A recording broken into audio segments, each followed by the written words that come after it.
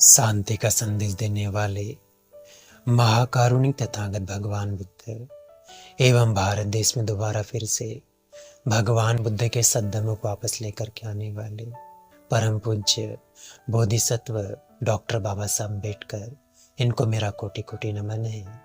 आप सभी श्रद्धावंत उपासक उपासिका को नमो बुद्धाय मैत्री पुंजय।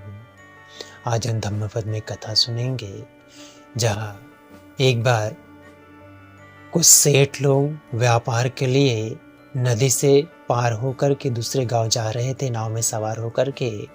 तो अचानक उस नाव में छेद हो जाता है, नाव में सारा पानी भर जाता है और सारे के सारे सेठ वहां पर डूब कर के मृत्यु को प्राप्त हो। उनमें से एक सेठ किसी प्रकार अपनी जान बचा कर किनारे में आता है और पत्तों से अपने शरीर को ढक लेता है। तो वहाँ से आने जाने वाले लोग सोचते हैं ये तो बड़ा तपस्वी होगा, पत्ते शरीर को ढका करके उसको भोजन देने लगे, दान देने लगे। तो वो अपने अहंकार में चूर हो गया कि वह अनंत हो गया है, बहुत ज्ञानी है, विद्वान है करके लोग उसे कपड़े भी देते थे तो नहीं पहनता था।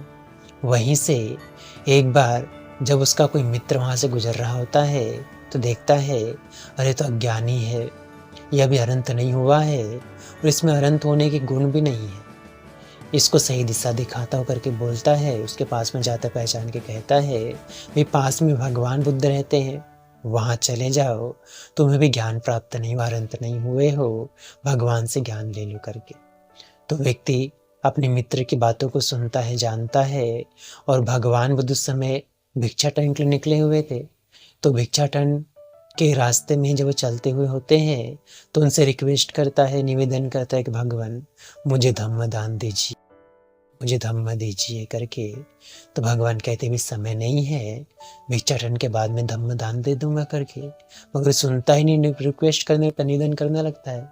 तो भगवान उसे सील सदाचार की बातें सिखाते हैं कि किसी प्राणी की हत्या मत करो, चोरी मत करो, व्यभिचार मत करो, झूठ मत बोलो, किसी की निंदा चुगली मत करो, व्यर्थ की बातें मत करो, कटु वचन को मत कहो, गुटखा बीड़ी तंबाकू शराब नशे व सेवन नहीं करो, औरों को दुख पहुंचाने का काम, पीड़ा देने का काम मत करो।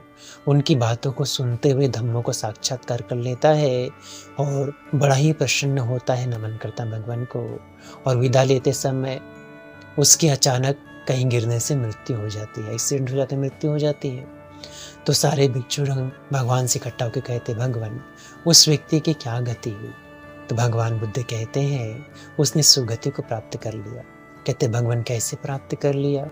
तो जब मैं उसे धम्म बता रहा था, रास्ते में चलते चलते ही उसने धम्म को बड़ी श्रद्धा पूर्वक सुना और उस धम्म को अनुपालन करने लग गया, मन से स्वीकार करने लग गया, श्रद्धा ज्ञापित करने लग गया।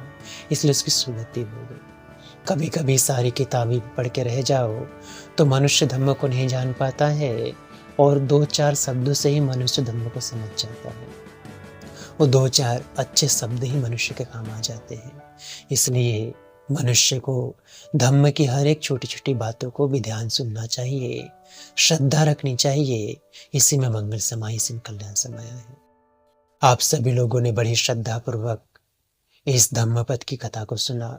इसलिए भगवान बुद्ध उनके धम्म, उनके संग के प्रभाव के तेज से आपका, आपके परिवार के प्रत्येक सदस्य के जीवन का हर एक पल सुखपूर्वक बीते, प्रसन्नता पूर्वक बीते, मंगलमय हो, कल्याणमय हो। आप सभी सुखी रहे, स्वस्थ रहे, खुश रहे।